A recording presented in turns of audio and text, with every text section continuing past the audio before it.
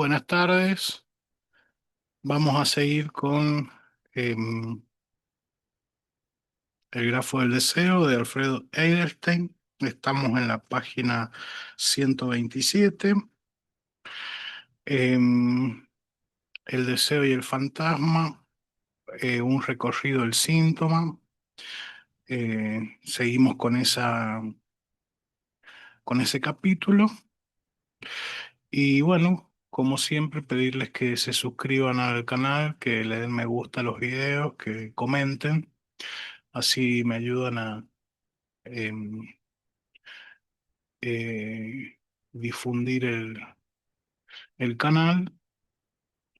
Este, voy a buscar aquí para compartir la tapa del libro, la portada del libro. em, la portada del libro de Alfredo Eidelstein. em, que es esta que está acá.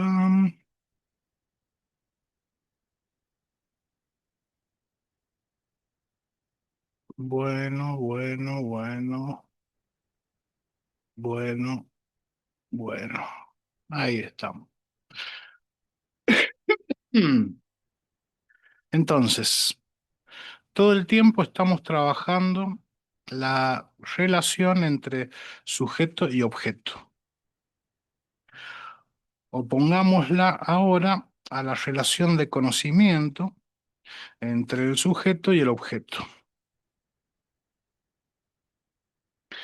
En una relación de conocimiento, sujeto cognoscente y objeto cognoscible se constituyen simultáneamente en el acto del conocimiento. En el contexto de la relación planteada por el psicoanálisis, ambos, sujeto y objeto, están en falta. Del lado del sujeto es desvanecimiento, fading, spaltung, captura en el intervalo entre dos, que es lo que produce su inefable y estúpida existencia. Y del lado del objeto es abolición, porque lo reemplaza el juego de presencia y ausencia. Entonces, pasar del significante todopoderoso de la demanda al objeto de la demanda es un progreso en la posición del sujeto, porque el objeto en la demanda necesariamente se desvanece. En resumen, estamos trabajando el desvanecimiento del sujeto y el desvanecimiento del objeto. Evanescent en francés quiere decir lo que va disminuyendo y desapareciendo gradualmente. La palabra que utiliza Lacan es evanescent. Bueno, no sé cómo se pronuncia. Lo digo así en castellanizándolo. Evanescent, que tiene dos acepciones. Desaparecido, desaparición completa, y sin conocimiento, desmayado. En el diccionario francés de Robert, que suele proponer sinónimos, aparece para definir evanouissement en su primera acepción la palabra inglesa incorporada al francés fading.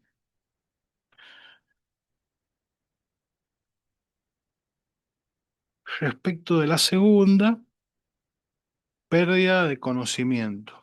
Este mismo diccionario propone síncope, que a su vez presenta tres acepciones, de las que nos interesará solo la última: supresión de una letra o sílaba. Ven que a Lacan estas articulaciones no se le escapan. Fading y síncope son utilizadas muchas veces por él. Entonces Lacan nos propone que a causa del deseo evanescente hay siempre una cierta supresión, tanto del lado del sujeto como del lado del objeto. Fading y síncope.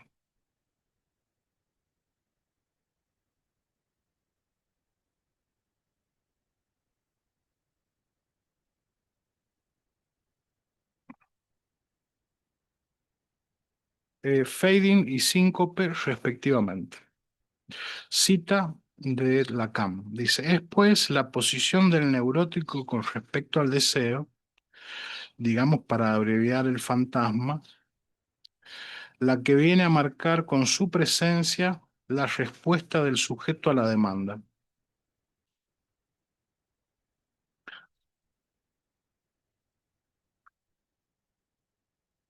Dicho de otra manera, la significación de su necesidad, la respuesta del sujeto a la demanda, dicho de otra manera, la significación de su necesidad. Noten que, noten qué definición radical del fantasma, la posición del neurótico frente al deseo. Ya dijimos que el deseo es recuperación de lo perdido en la necesidad.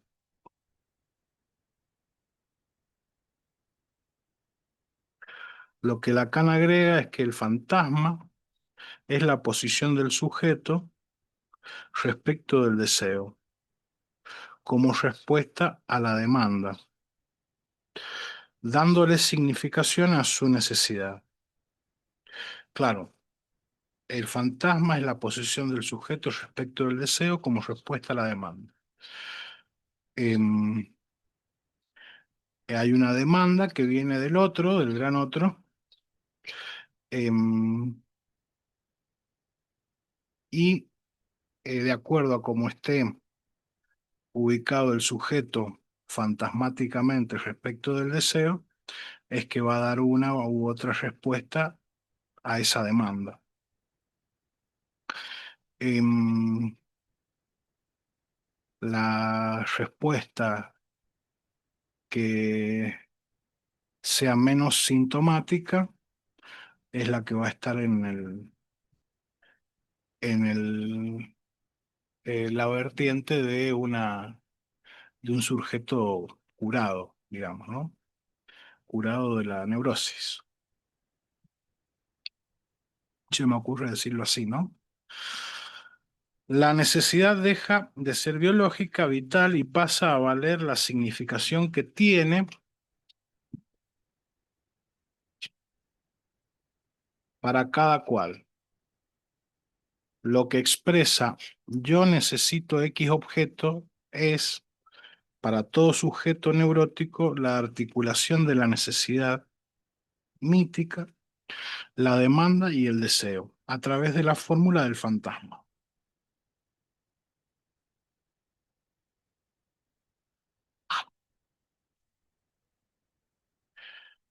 Seguimos con la cita de em, Lacan. Pero este fantasma no tiene nada que ver con la significación en la cual interfiere.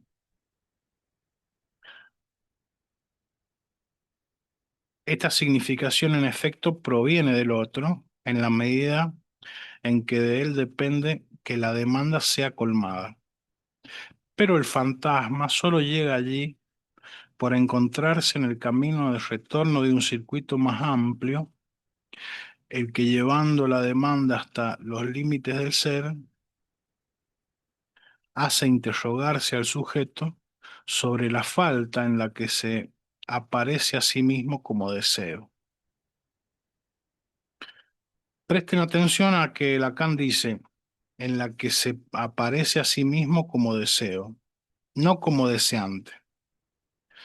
Aunque no estemos comentando su versión del sujeto, me parece bastante obvio que Lacan está comentando el grafo.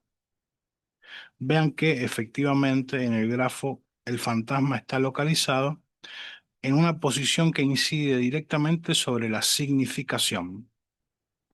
A ver, vamos a buscar.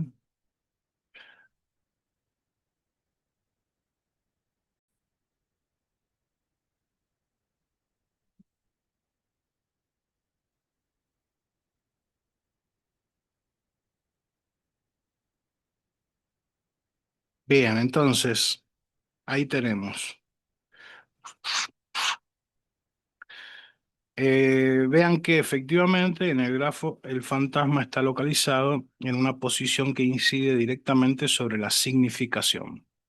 Entonces, aquí tenemos el grafo simplificado y aquí tenemos el fantasma, cuyo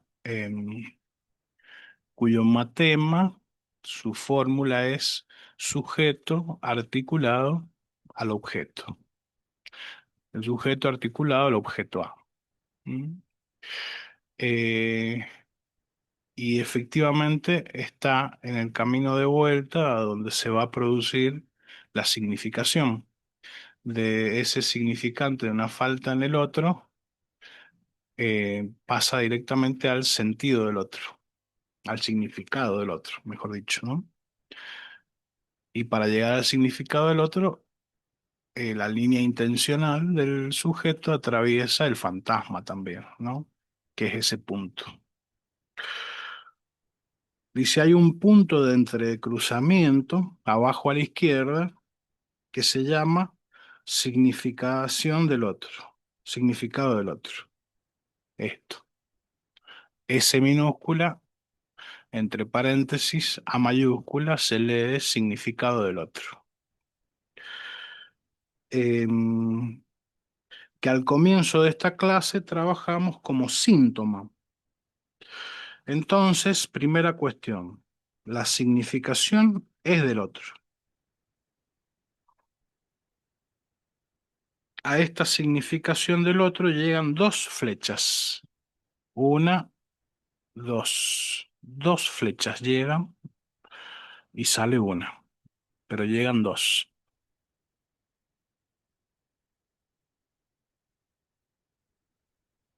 Una que confirma que es del otro con mayúscula, del otro,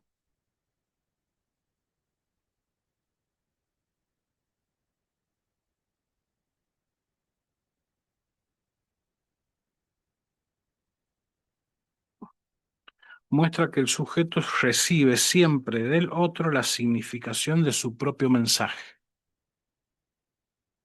Y otra flecha que viene desde el fantasma, de arriba hacia abajo. Pero lo que Lacan dice es que la significación no es del fantasma, sino del otro, porque solo el otro puede establecer la significación de lo que el sujeto dice, y hasta reducirla a nada si se le antoja. De modo que si lo que el sujeto le dice al otro cobra alguna significación, esta, esta significación es del otro.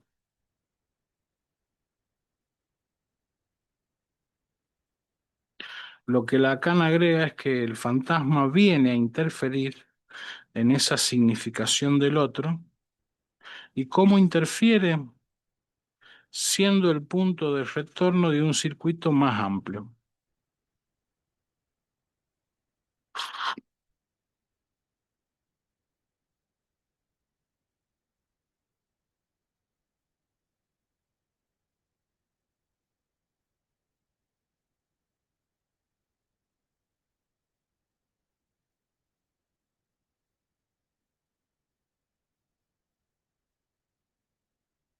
Siendo el punto de retorno de un circuito más amplio.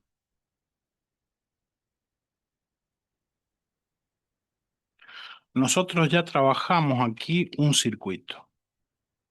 El circuito imaginario que tiene su punto de detención en la petrificación frente al significante del ideal del otro. Y entre paréntesis A, mayúscula.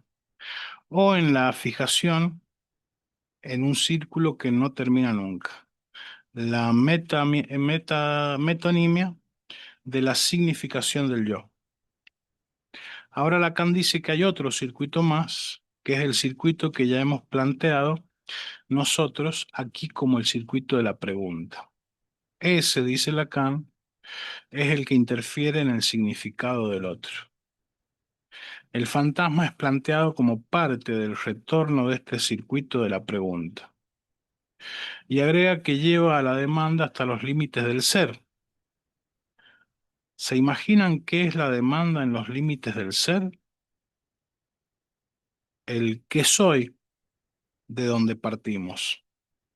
Lacan sostiene que respecto del qué soy, el sujeto recibe cierta significación del otro, pero que en esta significación del otro hay una interferencia del fantasma, y que el fantasma es un cierto retorno de un circuito más amplio, el circuito donde ya se planteó esa pregunta. Lo que Lacan nos está proponiendo en suma es que para todo sujeto humano neurótico, en el interior del circuito en que recibe del otro la significación, siempre habrá un punto de obstáculo. Este punto de obstáculo está indicado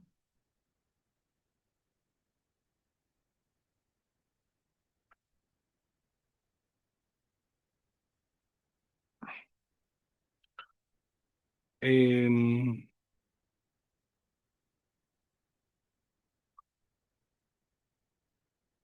Este punto de obstáculo está indicado en el grafo por el fantasma mismo, porque el fantasma es lo que baja la pregunta encarnada más arriba.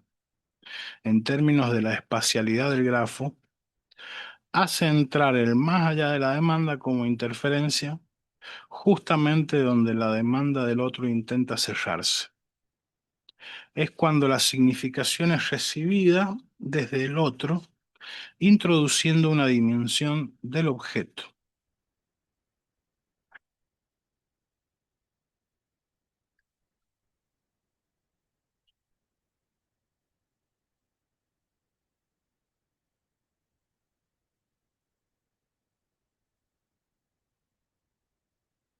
Entonces, ¿hace entrar el más allá de la demanda? No. El circuito donde ya se plantea, no. Lacan sostiene que, bien, ya está. Lo que Lacan nos está proponiendo en suma es que para todo sujeto humano neurótico, en el interior del circuito en que recibe del otro la significación, siempre habrá un punto de obstáculo. Ese punto de obstáculo está indicado en el grafo por el fantasma mismo, porque el fantasma es el que baja la pregunta encarnada más arriba en términos de de la espacialidad del grafo. Hace entrar el más allá de la demanda como interferencia, justamente donde la demanda del otro intenta cerrarse. Hace entrar el más allá de la demanda como interferencia, justamente donde la demanda del otro intenta cerrarse. Es cuando la significación es recibida desde el otro, introduciendo una dimensión del objeto.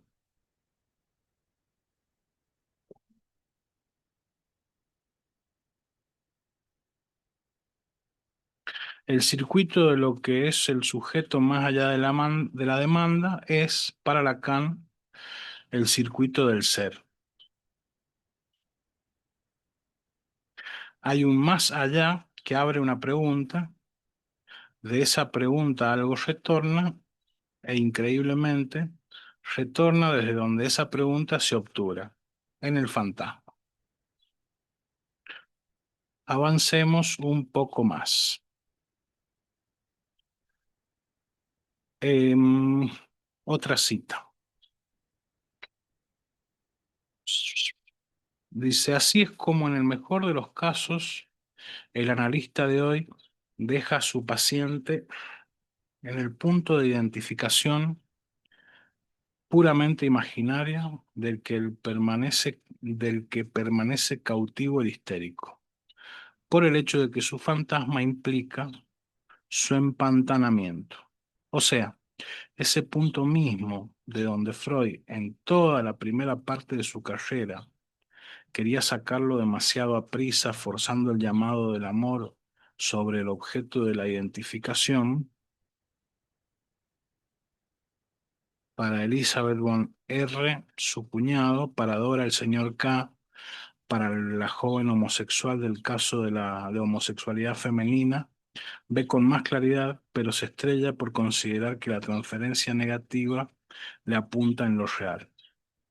Se necesita el capítulo de Psicología de las masas y análisis del yo sobre la identificación para que Freud distinga netamente ese tercer modo que condiciona su función de sostén del deseo y que especifica, por tanto, la indiferencia de su objeto.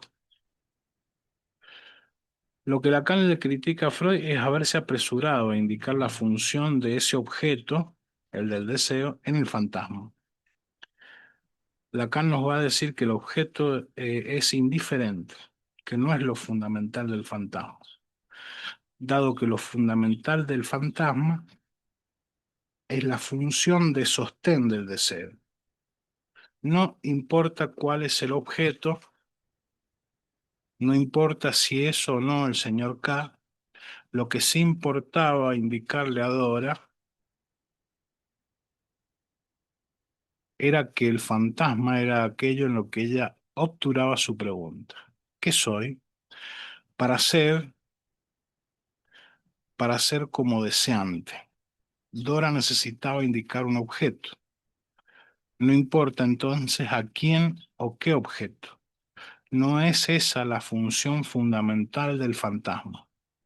El fantasma no es un dispositivo de los seres humanos para encontrar el objeto. La función fundamental del fantasma es la de sostener al sujeto, ya sea como sujeto deseante o como objeto deseado.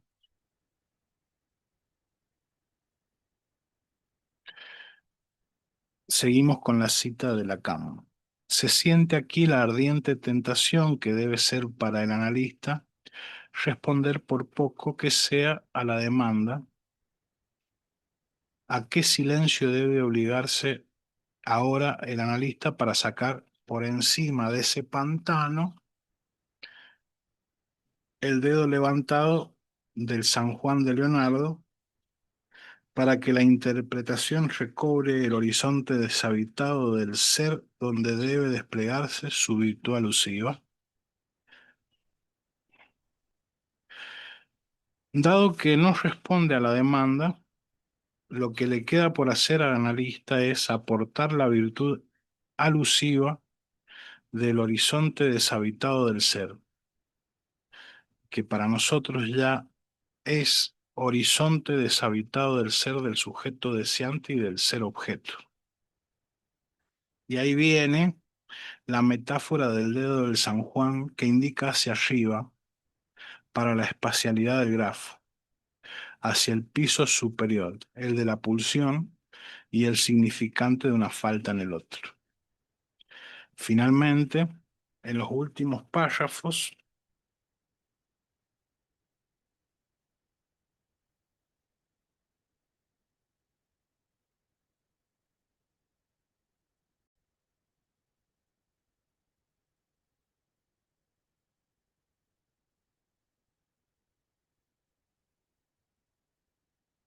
finalmente, en los últimos párrafos de la dirección de la cura, hablando de Freud, Lacan dice: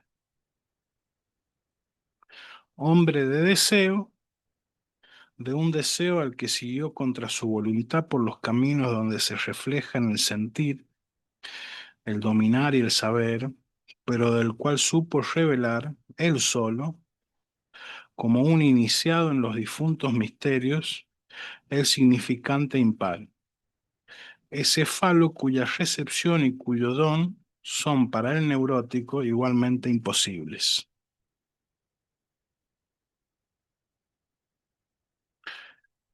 El objeto está desvanecido en la demanda, no se puede dar ni recibir, introduce la dimensión de la imposibilidad.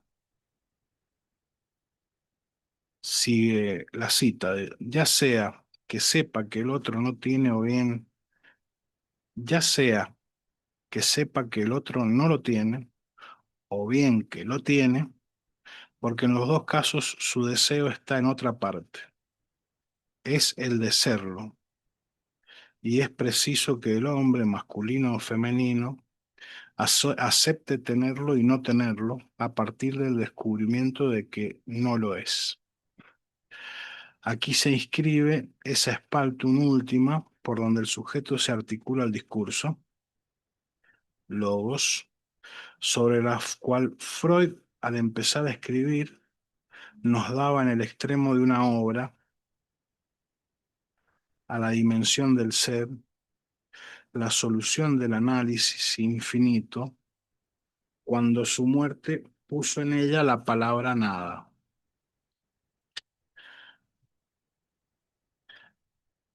La virtud alusiva de la intervención del analista para llevar al sujeto al spaltum última es la de indicar alusivamente, más allá de la demanda, la función de este significante impar. Estamos situados, estamos situados en la parte de abajo del grafo del deseo. Los dos puntos de entrecruzamiento del lado izquierdo, superior e inferior, y el punto intermedio entre ambos, son todos una combinación de las letras S y A. Esa combinación está repetida 3 veces, de distintas maneras. Primero, el significante de una falta en el otro. Segundo, el sujeto articulado al objeto A como el fantasma. Y tercero, significado del otro. El deseo lleva una flecha que va hacia el fantasma.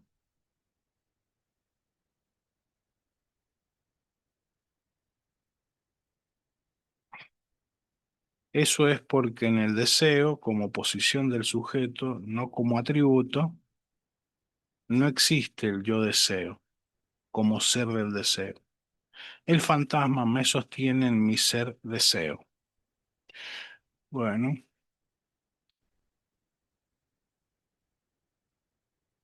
vamos a ir ahí. Aquí está.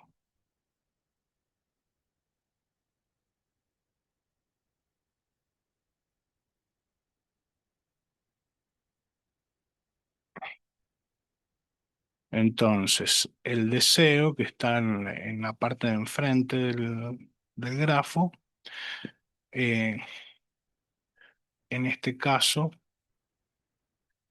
em, le ha colocado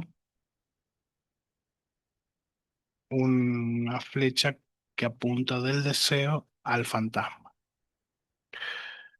Em, y lo sintetiza esa flecha con la frase: el fantasma me sostiene en mi ser deseo.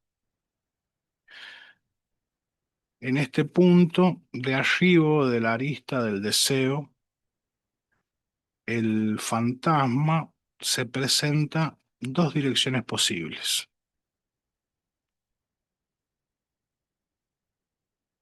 Una que va hacia abajo, una que va hacia abajo y otra que va hacia arriba.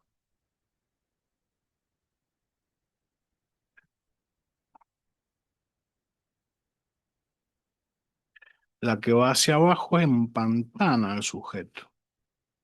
Es la interferencia del fantasma sobre el significado del otro. Es la interferencia del fantasma sobre el significado del otro.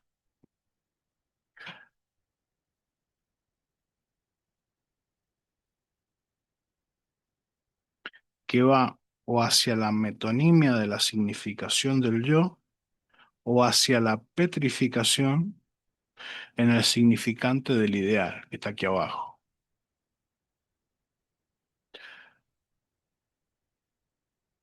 La que va hacia arriba, ahí entra la metáfora de Lacan del dedo índice que señala hacia arriba, un hacia arriba que está muy articulado a la sublimación, la dirección de la cura y el fin de análisis. Conduce al significante impar. En ese punto Lacan escribe significante de una falta en el otro. Entonces esa flechita para arriba conduce al significante impar, significante de una falta en el otro. Bueno, lo que les propongo es que una de las funciones que le podemos sacar, que le podemos dar al significante de una falta en el otro, es la del significante fálico. ¿Se acuerdan del exit? El significante fálico va a indicar la salida del empantanamiento hacia el horizonte deshabitado del ser, que Lacan articula a la función del significante fálico, phi mayúscula. Seguiremos en la próxima con este tema. Para concluir con esta primera vuelta sobre el recorrido subjetivo, pasamos ahora a observaciones sobre el informe de Daniel Lagache. Recuerden que estamos trabajando el recorrido subjetivo posible en análisis, que va del empantanamiento hacia un horizonte de salida, de éxito, de pase, respecto de la concepción de fin de análisis que tiene Michel Balin y del tema de la identificación. Lacan dice, cita de Lacan,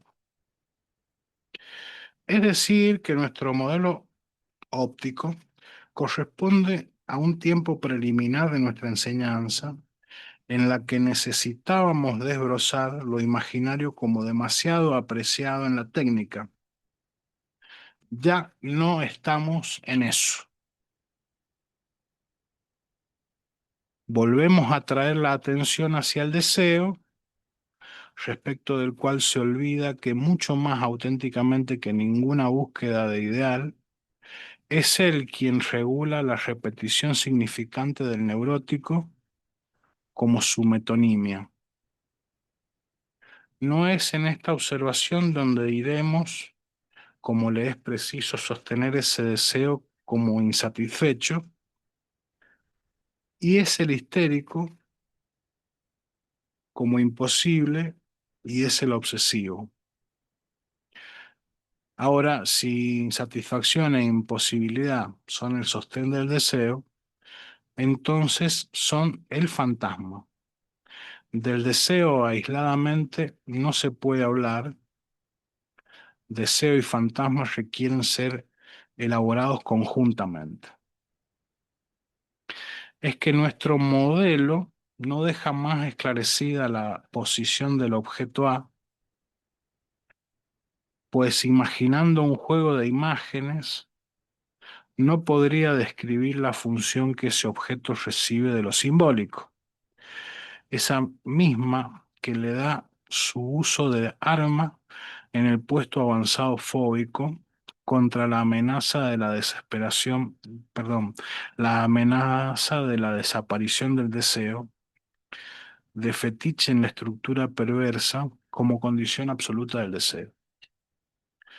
No solo para neurosis obsesiva e histeria, sino también para fobia y perversión, se requiere de la noción de fantasma para dar cuenta de cómo, en cada estructura, el deseo es sostenido, en cada estructura el deseo es sostenido. O sea que fantasma es un concepto clave para obsesión, histeria, fobia, perversión. Em, Porque viene a dar las coordenadas de cómo el deseo es sostenido. Insatisfecho, prevenido, imposible o voluntad de goce son las modalidades de sostén fantasmático del deseo a través de la función del objeto A. Es evidente que en la fobia y la perversión, la función del objeto A es de una prevalencia singular, pero sin él tampoco se puede dar cuenta de la posición del sujeto obsesivo o del histérico. Bueno, no entendí casi nada de esta parte. Parece haber profundizado en el concepto de fantasma, pero ha dado una serie de coordenadas que este, no me quedan claras. Em, Voy a eh, repasar esto y si viene alguna aclaración que sirva, la voy a introducir. Por ahora, corto aquí el video. En la página 132 termina este capítulo 8 y ya va a empezar el 9, por supuesto. Muchas gracias.